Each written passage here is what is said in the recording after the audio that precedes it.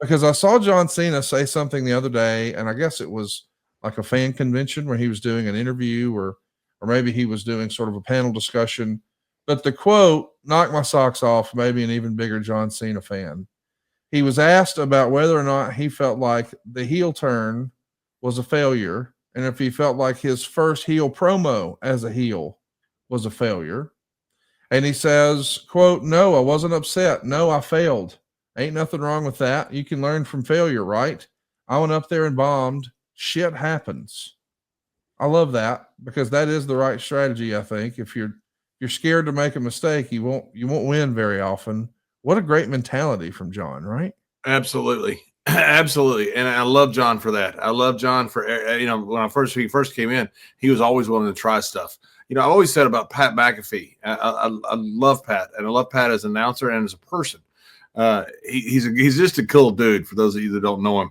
But when he got up on the table and he's going to do the guitars, whatever it was with Elias, if that doesn't work, he's got to climb down.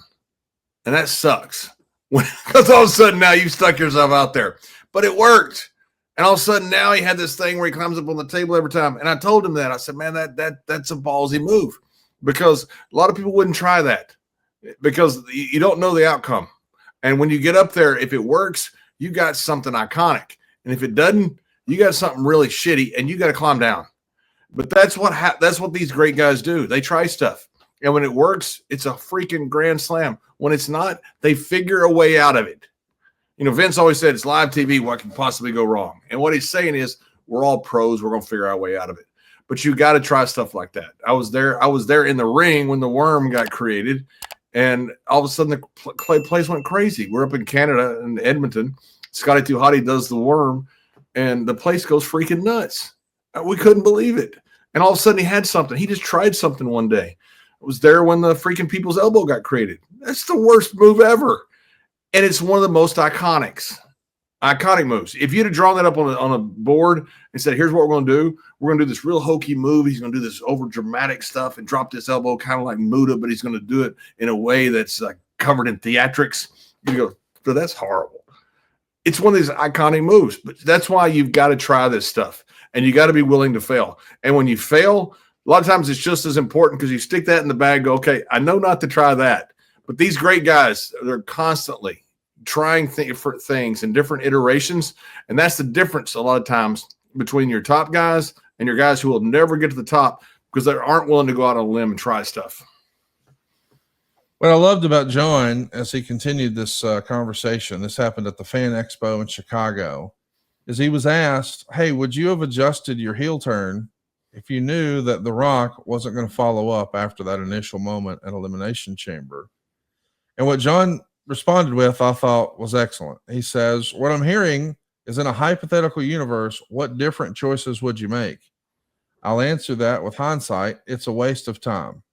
We must live right here and now in the excitement and adventure. We got 11 dates left.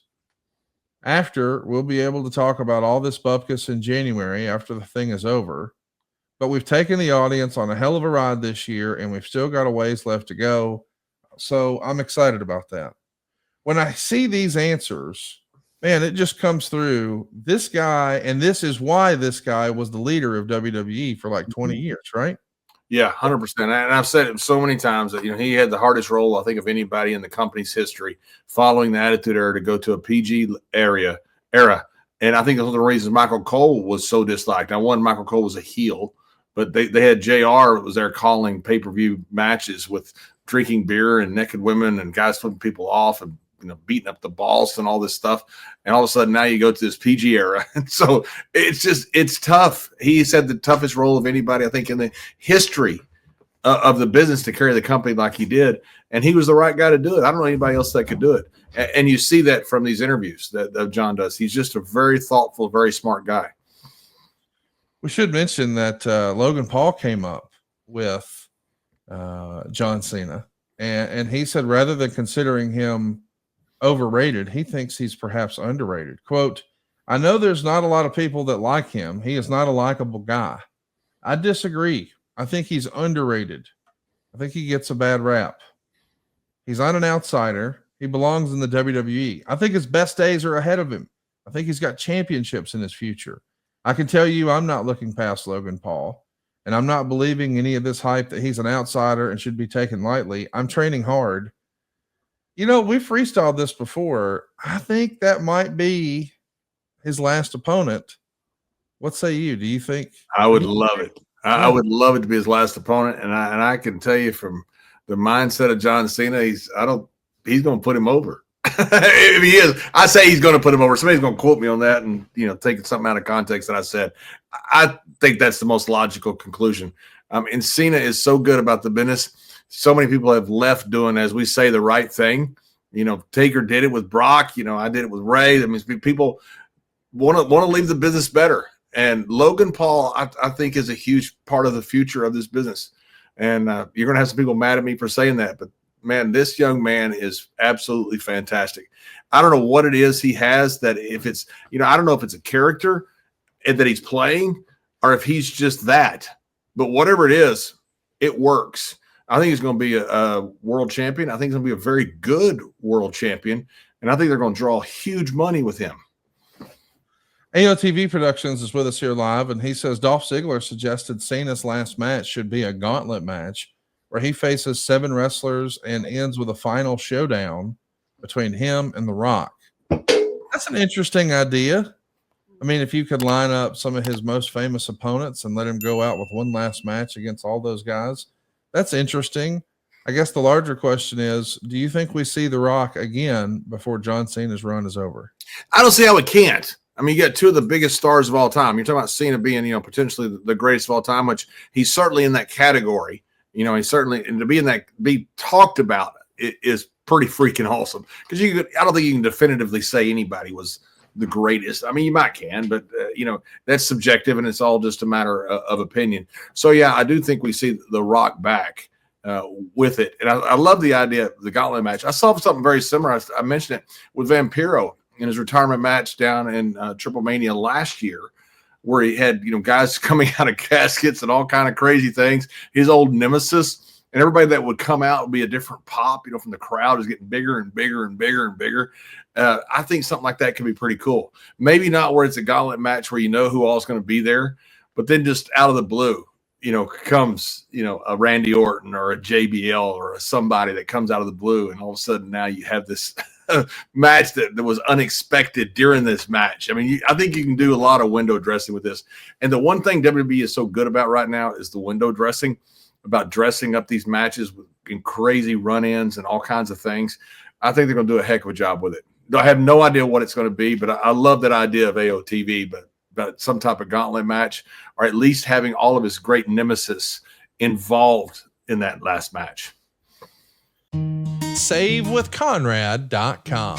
My name is Rajiv. I'm in Sacramento, California. I came to Save with Conrad because I've heard Conrad talk about how he helps people all the time save money and the best route to go for getting some mortgages and finances done. And having heard so many different testimonials in the past, it made the most sense to go this route.